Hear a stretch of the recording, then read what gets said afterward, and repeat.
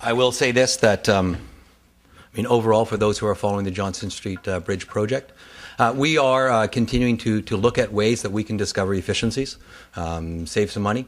That's part of the task that you do at any time on good project management. There's opportunities. For example, we had an opportunity, checked with all of the stakeholders in the Gorge Waterway. The current span is 36 meters. We were originally proposing 47 meters. We checked with all of the shipbuilding, all of the industry for the next 100 years. We can shorten that span to 41 meters. It still meets the regulations, allows us to open and bring everything through, saves us $3 million. Now, countering that is we have a $1.5 million move the Telus duct thing that just came back up. We are going to have a project that isn't anything you do in your home, that money goes up, things go down, you look for savings. We're committed to delivering it on time and on budget. Everything looks the same. The good news is, which strangely Focus probably didn't mention, is we just received another $8 million from the federal government. Our borrowing now has gone down from $49 million to $41 million.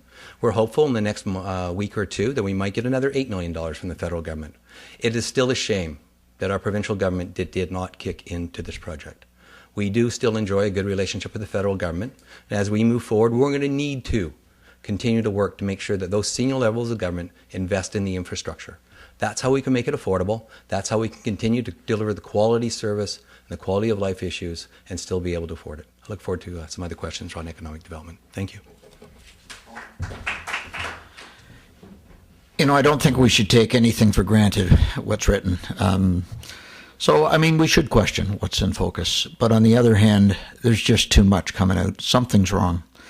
There's too much in terms of this bridge project, Dean, that has not been transparent and above board. I think it's a travesty that Saanich and View Royal, who both came to the CRD and said, we have to replace the Craigflower Bridge at $10.8 million. And the CRD said, you make a good argument. That's a regional artery. We're going to contribute $10 million of $10.8 million towards that bridge. Dean, I asked Barb Desjardins, the mayor of Esquimalt, why the CRD was willing to fund to that level of a degree that bridge, and yet they didn't for the Johnson Street Bridge through the gas tax. And she said, Paul, we were all surprised. Victoria never asked. Victoria never asked to fund it to that level. So I think there are a lot of very challenging questions that need to be asked and answered regarding the Johnson Street Bridge. And I was asked today, can you reverse it? I don't think you can. I think we've gone too far. But my vision is when I come to office, I'm going to do a very close examination of the costs associated with that bridge and how it arose. I think, though, it's gone too far. I think we need to move forward, but we got to be very careful. If the costs get out of control, this city is going to be paying an awful price for a long period of time. And as I say, I don't want to say what Focus is writing is 100% accurate. I don't know. I can't vouch for it. But there's just too much there. It really worries me. Thank you. Hello. I really applaud the work that Focus magazine is doing. We need more journalists in Victoria that are willing to go through the lengths that they've gone to get the truth of what's behind the scenes here in Victoria. They were the ones who originally released that email showing that the bridge could be fixed for a very low $8.6 million, which the city took upon itself to lose that report somehow. If you read the October Focus magazine, they question why the bridge is erect, the rail bridge is erect. And through Freedom of Information requests, they've discovered that with the real engineering reports submitted, they had a bid on those real engineering reports, and it's for less than $3,000 we could get that rail span working for bikes, pedestrians, and for trains. So I don't think it's true that the bridge is near the end of its life, and I think there's things we can do as a community to save that bridge. But it is kind of a non-issue now. We lost the referendum somehow.